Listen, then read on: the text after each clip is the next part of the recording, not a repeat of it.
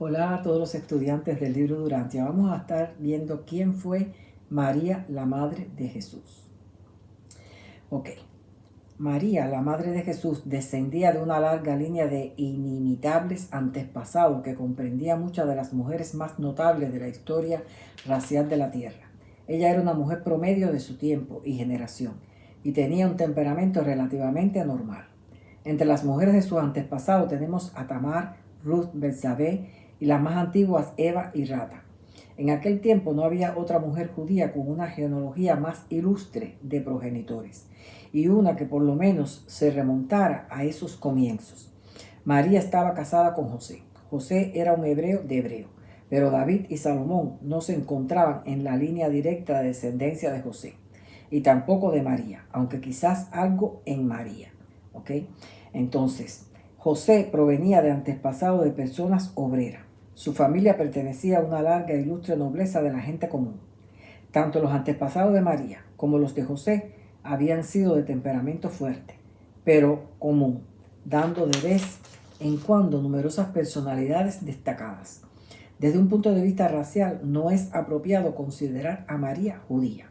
Ella era judía por cultura y creencia, pero en dote hereditaria era más bien una combinación de razas entre siria, hitita, fenicia, griega y egipcia. O sea que su herencia racial era más heterogénea que la de José.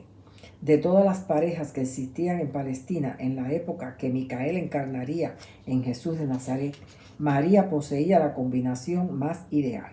Era la intención del Hijo Creador aparecer en la tierra como un hombre común, para que la gente comunes pudieran comprenderlo y recibirlo.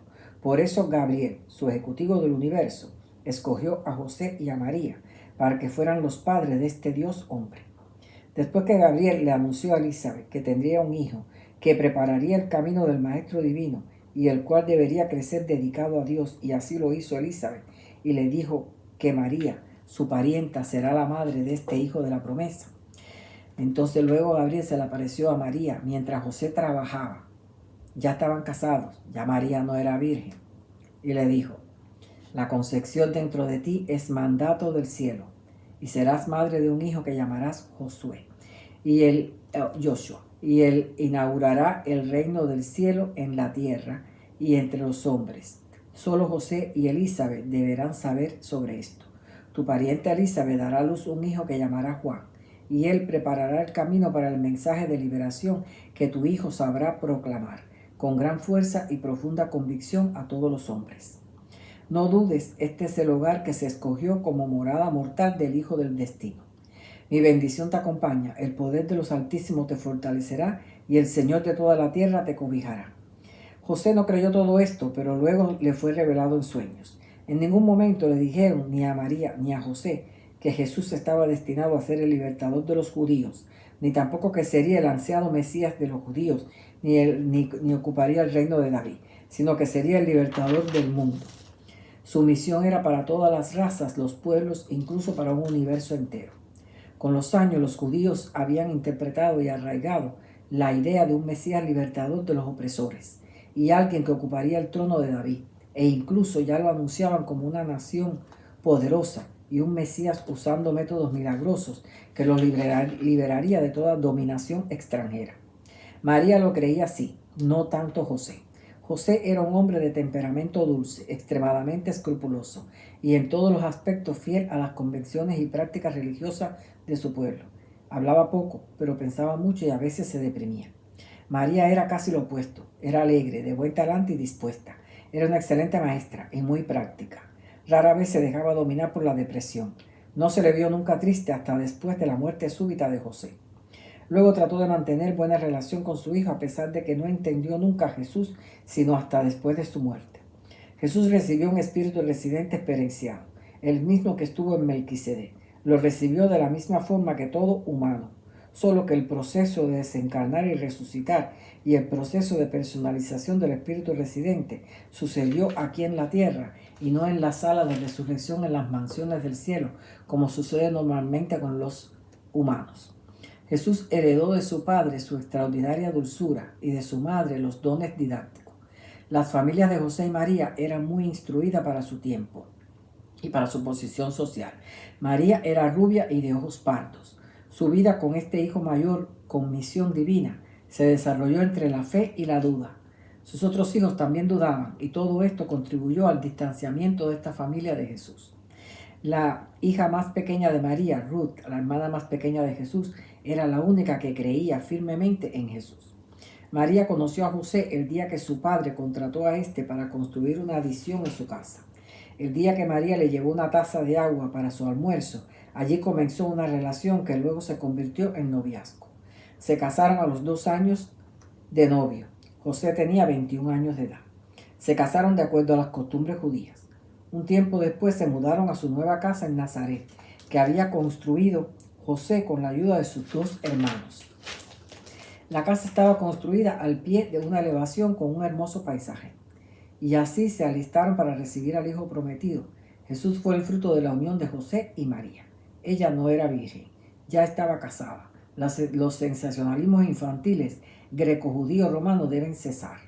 En cuanto a creencias, José sostenía preceptos de la tendencia oriental dentro de la religión judía. Pero María tenía una visión liberal, amplia, occidental y helenista de la ley y de los profetas. Por eso se desencantó de la forma que su hijo llevó a cabo su ministerio y solo lo entendió después de su muerte. Cuando muere José, Jesús se hace cargo de su mamá y de sus hermanos. Jesús fue como un padre para todos sus hermanos: Santiago, Simón, José, Judas, Miriam, Marta y Ruth. Jesús era un adolescente y en estos años de tanto trabajo como padre, hermano y sostén de la familia, Jesús trabajó en la carpintería de su padre y en el puesto de caravanas, pero pasó tiempo de aprietos financieros. María se llevó bien con él. Fueron estos los conocidos años perdidos de Jesús. Pero Jesús fue entrenando y preparando a cada uno de sus hermanos para que en un futuro, cuando él comience su ministerio, puedan sostenerse sin su ayuda. María se dio cuenta que su hijo, ya en sus 20 y tantos largos, estaba por dejar todo en manos de sus hermanos y marcharse. María algunas veces le preguntó acerca de su ministerio, y él solo decía que no era la hora, y María se desesperaba. Incluso casi llegó a renunciar a la idea de que era el Mesías, y llegó a pensar que su hijo sufría algún trastorno. Un día que le ofrecieron a Jesús ser el líder de su grupo progresista patriota, de un grupo progresista patriota, una causa nacionalista, María lo exhortó a aceptar, y Jesús le dijo: Madre, ¿no te da vergüenza? Entonces ella se retractó.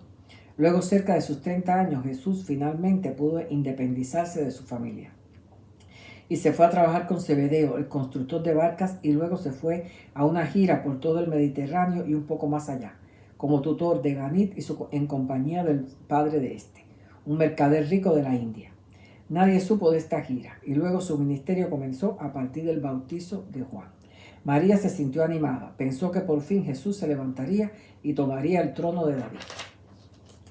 De los ahorros que hizo con Zebedeo, compraron una casa que luego la ocupó María. José se quedó en la casa de la niñez de Jesús. Jesús era políglota, hablaba varios idiomas, así que también hacía traducciones en su gira, aparte de las tutorías a Ganí, y se ganaba el dinero que necesitaba y más aún. Durante ese tiempo la familia pensó que estaba trabajando con Zebedeo. No supieron de su gira. Jesús le dijo a Zebedeo y Juan que no dijeran nada. Así, después del bautismo y después que Jesús ya tenía sus primeros apóstoles, María estuvo muy feliz pensando que ahora sí su hijo sería coronado rey. Así lo esperaban los judíos y así lo interpretó ella cuando Gabriel le dijo que venía a establecer el reino en la tierra. La familia de Jesús viajó a Caná, a las bodas de Caná, y fue allí donde, por insistencia de María y al llorar ésta, Jesús se conmovió y deseó complacerla. Cuando Jesús estuvo 40 días en el desierto, su ajustador le dijo que no podía controlar sus deseos y que si su deseo era la voluntad del Padre, lo que deseara se manifestará. Así sucedió esta experiencia entre María y Jesús. No esperaban tantas visitas a la boda de Caná y el vino se terminó antes de tiempo. María pensó que era una buena ocasión para que su hijo manifestase sus poderes. Después de todo, ya Jesús tenía sus apóstoles y ya se corría la noticia del libertador. María le dijo a Jesús: Hijo mío, no tienen vino. ¿Y yo qué tengo que ver con eso?, le dijo Jesús. Y María le dijo: Pero yo creo que tu hora ha llegado. ¿No puedes ayudarnos? Y Jesús le dijo: Nuevamente yo te declaro que no he venido a hacer las cosas de esa manera. Pero yo les prometí, dijo María. ¿Y qué tienes que ver tú con prometer tales cosas? Cuídate de no volverlas a hacer. Entonces María se desesperó. Estaba aturdida y bañada de lágrimas. Entonces Jesús se conmovió y apoyando su mano en la frente de María, inclinó su cabeza y le dijo tiernamente: Basta, madre. No llores por mis palabras aparentemente duras, porque no te he dicho que he venido solo a hacer la voluntad del Padre. Con cuánta alegría haría yo lo que me pides si fuera parte de la voluntad del Padre. Y en ese momento Jesús sintió algo, y María lo besó y le dijo a los criados: hagan lo que él diga. Pero Jesús no había dicho nada. María danzaba de alegría, pero no sabía cómo se produciría el vino. Pero sabía que en su hijo se estaba manifestando el poder mesiánico, y realmente no sería defraudada, puesto que era la voluntad del Padre. Llenaron las vasijas de agua y se fue convirtiendo en vino, y todos conocen la historia de cuando el maestresala, catador de vino, lo probó. El caso es que Jesús se dio cuenta de la advertencia que le hizo su ajustador, su espíritu residente ya personalizado en el desierto, y a partir de aquí tomó más control de sus deseos, y solo le dio rienda suelta al final de su ministerio, cuando declaró que él era el enviado y trató de convencer a los judíos del Sanedrín. Jesús les advirtió a sus discípulos que no dijeran nada de lo sucedido en las bodas de Caná. Era muy pronto para comenzar a hablar de milagros. Después de esto, Jesús estuvo 4 meses capacitando a sus 6 apóstoles y María se desesperó por esta postergación. Su fe, que había alcanzado tales alturas en Caná, se hundía ahora a los niveles más bajos. Esto está en el documento 137.7. Ella decía: no alcanzo a comprenderlo, no puedo imaginar qué significa todo esto. Pero la mujer de su hijo Santiago la fortalecía. Por mucho tiempo no hubo milagros.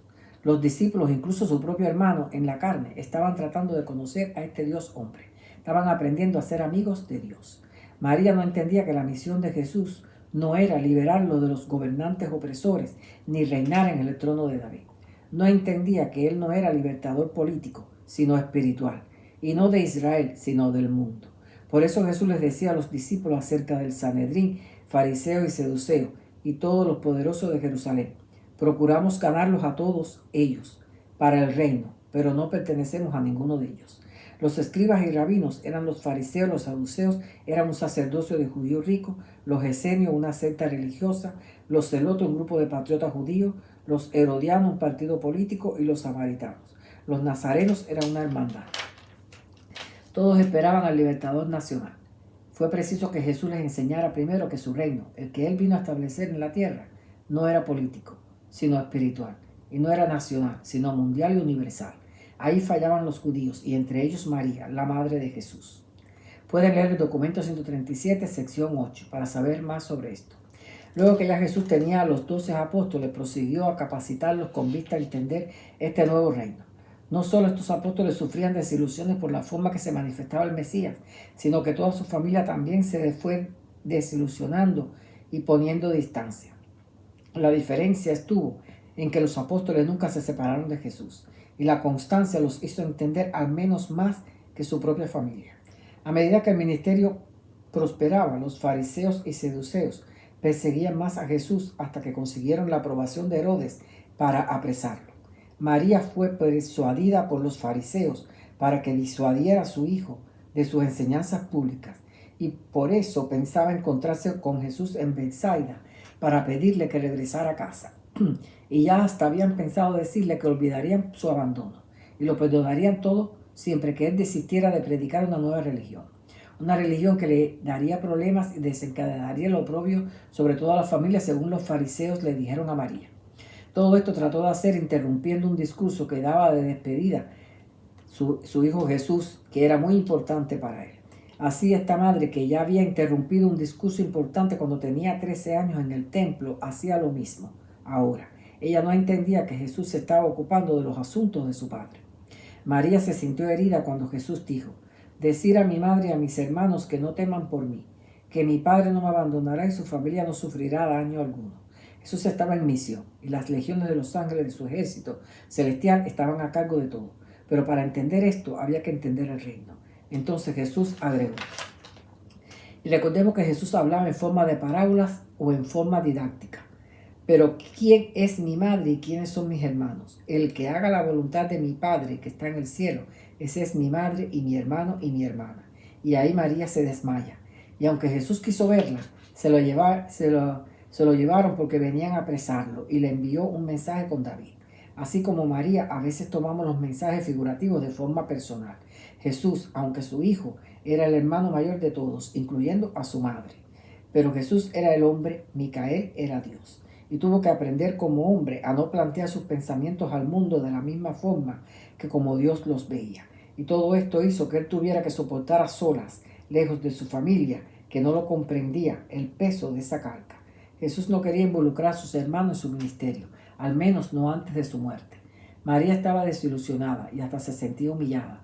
Los hermanos se distanciaron, solo Ruth, la hermana pequeña, se mantuvo leal. Después de la muerte de Jesús, el Jesús resucitado se le apareció a su familia. Desde entonces comenzaron a comprender. Dice el escrito que José y María nunca supieron que su hijo Jesús era el creador de este universo. Poco menos de un año de la muerte y resurrección de Jesús murió María. No hubo asunción o ascensión como dicen. Ella era humana y su muerte no fue sobrenatural. No dudamos que María tenga un lugar de honor en el universo, pero ella no es la madre de Dios. Ella es la madre terrenal de Jesús, el cuerpo que ocupó nuestro Padre Creador para llevar a cabo su séptimo autootorgamiento. El hecho de que haya tomado conciencia durante su vida adulta de su divinidad como hijo creador no hace a María madre de Dios, pero sí fue un gran privilegio y único en un universo de ser la madre terrenal de un hijo creador encarnado, algo que sucede una sola vez en cada universo del universo del Padre. No debemos confundir a la Madre Divina con María. La Madre Divina es la consorte de Micael, el hijo creador de este universo. Ella está confinada a la sede central. Los fenómenos de apariciones acerca de María no sabemos cuál es la explicación. El libro tampoco dice nada sobre eso. Pero sí debemos tener una mente cósmica que permita aceptar múltiples posibilidades de cosas que pueden ocurrir, pero no hacer sensacionalismo de una luz o de una imagen que asemeja a alguien. En las supuestas apariciones han visto diferentes mujeres llamadas vírgenes de tal y tal, Guadalupe, Pachamama, Lourdes, María, Caridad y otros. Si fuera verdad, pudieran ser diferentes seres, quizás seres intermedios, que los hay tanto masculino como femenino, y son los ciudadanos permanentes de este planeta, no necesariamente María. Los seres intermedios están en cualquier parte del mundo. Todo es posible. Así que los espero en el próximo video.